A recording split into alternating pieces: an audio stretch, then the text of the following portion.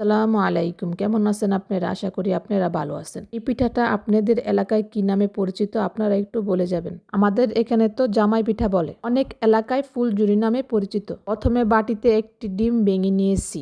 এরপর 1/3 কাপ চিনি নিয়েছি। এবার চিনি আর ডিমটা ভালো করে ফেটে নেব।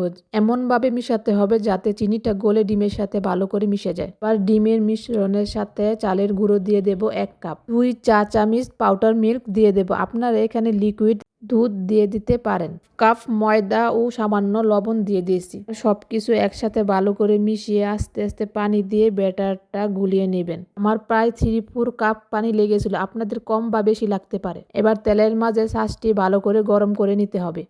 গরম হয়ে গেলে এবার ব্যাটারের মাঝে ডুবিয়ে তেলের মাঝে দিয়ে দিলে ছাঁচটা একটু হালকা করে জাঁকে দিলে পিঠাটা ছুটে যাবে। এবার হালকা একটু ব্রাউন কালার হলে উল্টে পাল্টে নামিয়ে নিতে হবে। ছাঁচটা কিন্তু ব্যাটারের মাঝে পুরো ডুবাবেন না। এটা খেয়াল রাখতে হবে, না হলে ছাঁচ থেকে পিঠা সারানো যাবে না, তাহলে